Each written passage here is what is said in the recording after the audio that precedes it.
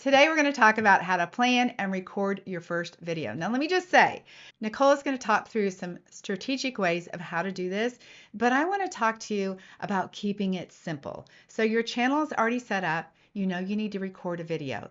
Don't put too much pressure on yourself. This is where so many coaches are going to spin out and not be able to get it done. I want you to know that you already know your content. If you have picked a niche that you know, and I know we talked about that. If you have not watched the first video of this series, go back and watch that after you're done with this, because we talk about niche. You want to get clear on your niche. If it's the right niche, you already know what you're talking about. So I just want to encourage you to teach the things that you already know. The only difference is that you're going to be recording it. I want to keep it simple, and Nicole will share some ways to record, but I'm going to tell you, you can just record on Zoom. You can record on the platform that you already know. Yes, there's some ways to make your recordings better. Again, we'll cover that in some of the other episodes coming up. But first, start by picking a topic that you just know, one that you're comfortable with, one that you can create a simple outline for. You don't have to have a script, and that you can just talk through. So what would be that thing that every client is interested in knowing, that thing that you could talk about on repeat? That's the topic that I want you to pick. That's the video. I do recommend that you sort of outline it and you think through it so that you're familiar with how you want to talk about it. But here's the good news. There are so many ways to edit what you're doing that I almost just encourage you to start and to just keep restarting all while the video is still going, right?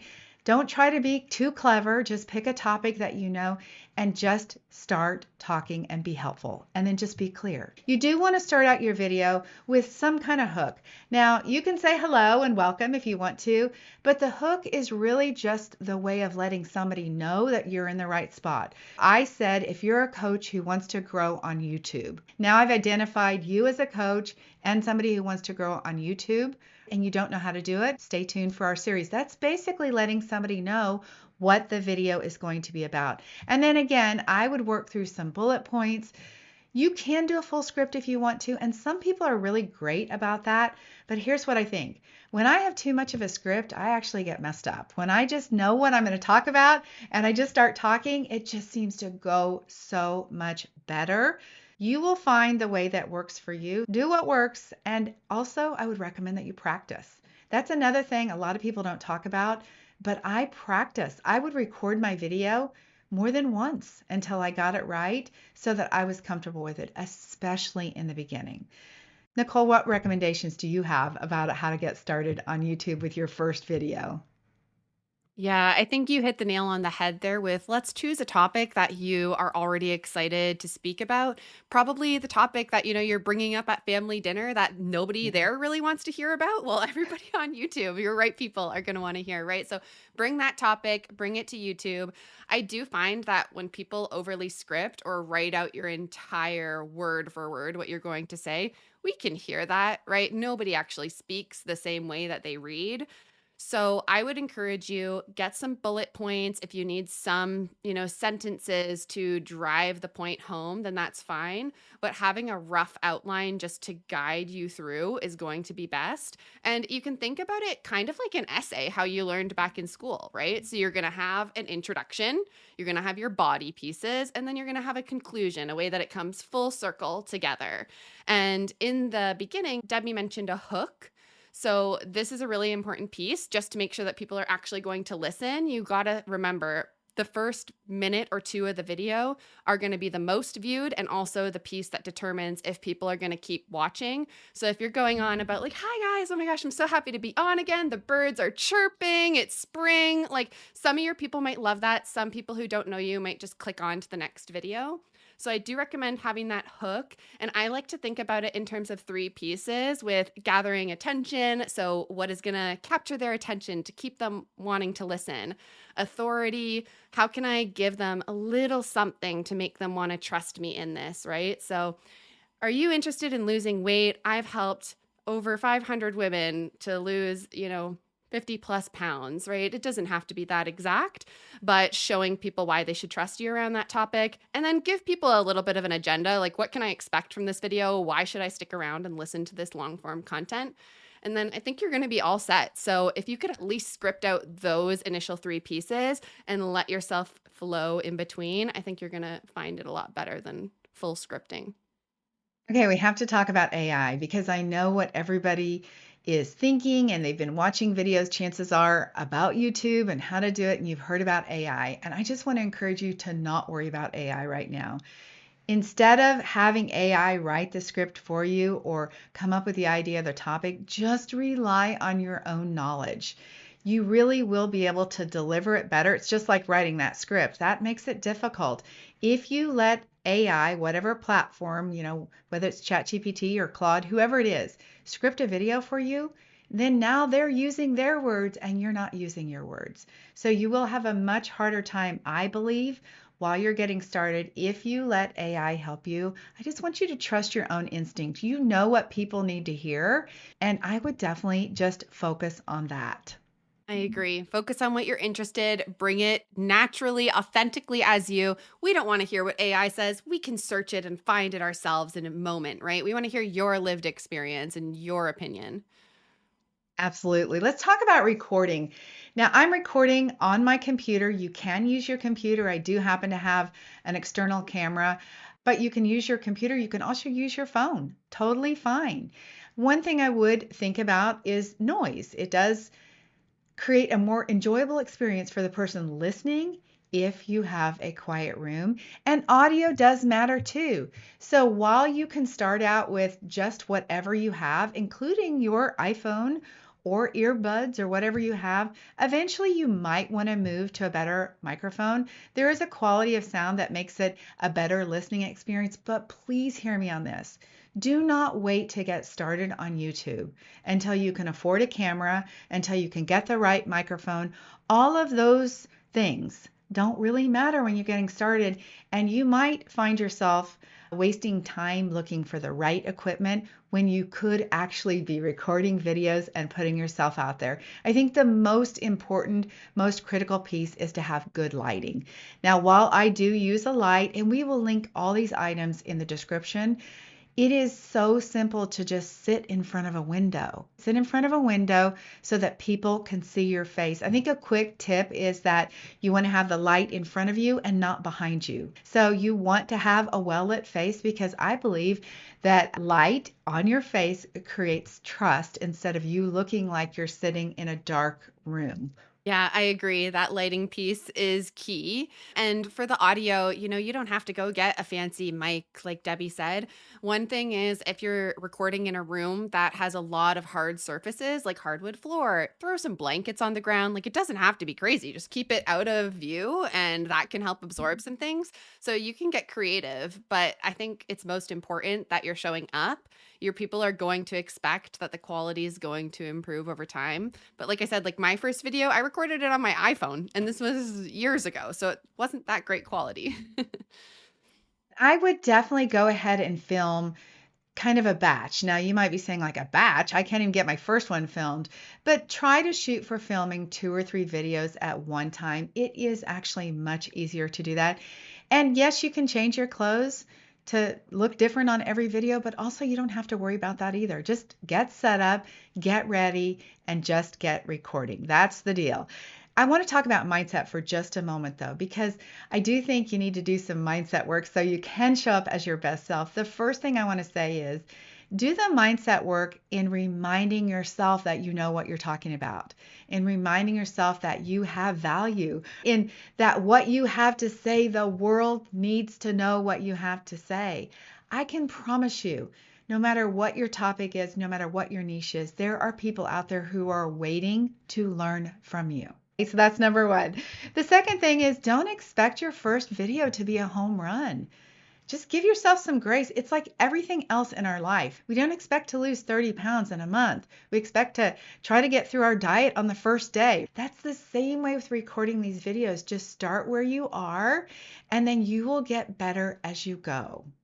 Done is definitely better than perfect. Yes, done is better than perfect. We love that. We want to see your face, right? Get yourself out there in the world. It does not have to be perfect. So, Nicole, let me ask you about length of videos. I always have a tendency to go pretty long, but I do want to say we can look at our statistics and see how long people actually do watch. What is a good amount of time to have your first video or maybe all your videos? So, length is a little bit of a tricky piece because there's data that shows differing things, right? So, we have videos that are 10, 15, 20 minutes that do great. There's also data that shows actually videos that are over 1 hour are doing even better. But it's like, what is the data saying about that? Because people use YouTube for a variety of different reasons, right? People might go on and just have like the fireplace YouTube video on for hours. And so now it's saying to the algorithm, well, actually, these videos that are over an hour are performing much better. So I would say in the coaching space, I have done quite a lot of A B testing and I haven't really found that much of an impact in terms of length on reach. We actually see long videos do really well. We see short videos do really well. So I would just say get on, talk about the topic for as long as feels comfortable to you so that you don't have to keep babbling on to get to an hour. But, go for as long as feels good. And then just keep an eye on your analytics to see what is performing as you get more and more out there. Now, a big thing is that YouTube Shorts actually perform the best across all videos. They're really pushing them out in the search feed. So if you notice when you search on YouTube, there will be like maybe 2 long form videos and then 4 to 6 shorts and then another 2 long form videos and so forth. So whenever you're making your video, just make sure that you're also making shorts from that video to post them. We're going to talk about how to do that in another video, but I did want to mention that for length. So maybe aim for, 15 to 20 minutes for your first one, but overall, I wouldn't worry too much about the length. Just get on, share your stuff authentically, however long that takes. Let me ask you about an introduction video. Do you think that that is necessary for somebody to do just a video about them that they have, living on their channel that gives a little background about who they are and what they coach on? I think an introduction video is a great piece to have. So essentially, the introduction video is going to live at the top of your feed. Whenever somebody comes there, they'll see all your individual videos, but this one will automatically play. And so it's a nice chance to have people get to know you, especially if you're a coach. It's a really great chance to share your story, right? You didn't just become a coach one day because you woke up and were like, coaching would be fun. You probably have some deep story as to why that came about in your life, what allowed you to do that, what sort of certifications, who are you really here to help?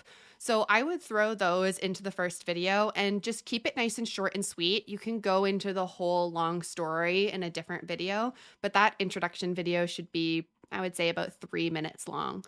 Is there any day that we should be publishing on that's better than another, or consistency in how many videos we publish at a time?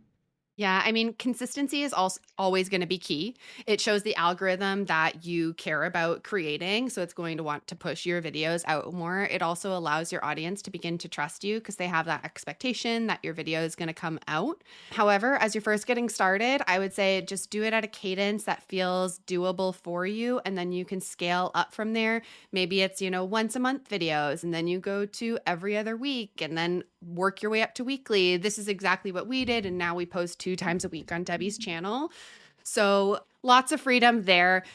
I would say for timing, it's a little bit tough when you're a new channel because you don't have any analytics to say most of my viewers are online on Wednesday between 3 and 4 p.m. So over time, you can start to see that in your analytics and look at the best time to publish.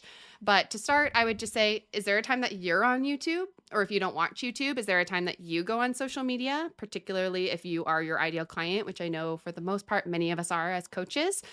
I would probably post at that time and then just stay consistent for a bit or maybe test out a few different times to see if it impacts your analytics. And then over time, YouTube's going to gather data about your audience and help you decide what the best timing is.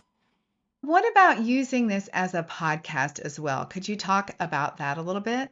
Yeah. So if you're recording your YouTube videos, you may as well post them to a podcast because typically they're going to be great audio as well. Now, some podcast platforms, mainly Spotify, do also have video podcasts. So let's say you wanted to get started with that. You would just need to find a hosting platform to host your podcast on. Spotify for Creators is a great free one that I recommend. It pushes it directly to Spotify. There's a few sort of like RSS feed setup things. Perhaps we can do a separate video on podcast setup, Debbie. But, essentially all you're going to do is take the exact same footage that you've already had, upload the audio, and now it's getting spread out to a bunch of different platforms. Something to note is that YouTube does have a podcast section as well. So you can post your podcasts there or have the RSS feed pull in. I do find that it tends to perform better when you post the video separately as a YouTube video and then post on the podcast as its own thing. But of course, do whatever feels easiest for you. But that's a great point that if you are recording these videos, you might as well get the audio out on podcast too, just to reach even more people. I want to encourage you to just get started. Then we can think about adding it as a podcast. We can think about cutting it into shorts. We can think about all of the repurposing that we've heard so much about. But what I find is oftentimes clients that are starting on a YouTube channel, sometimes they want to make it so complicated that it's difficult to get going. So I'm always like, look, guys, let's just start video number one. Pick your favorite topic and let's just talk about it. Let's not worry too much about getting to the other places. But long term, the thing is, anything that you have recorded, you can go back and repurpose that at any time. It doesn't have to be today, but at any time you can repurpose it. Exactly. You're essentially creating a library of your IP, which is so exciting. So we'll talk a lot more about how to repurpose it in episode 4 of this series. So just make sure that you've subscribed and hit that bell notification to make sure that you receive all those videos. That is it for today. We've talked about how to make your plan and how to record your first video. I want to encourage you to just make an outline. You don't have to do a script and just record. Just get it out there into the world. At some point, yes, you can utilize it and repurpose it into anything you want. Just allow this to be easy and just know that it is going to reach the right people. Know that people want to hear what you have to say, because I know for sure that you can make a difference in the world. We're going to talk in the next couple of videos about how to edit. We'll share with you what tools we recommend. Then we'll be covering how to promote your videos and any other details you need to know. So don't forget to subscribe, hit the bell to be notified, and we'll see you soon.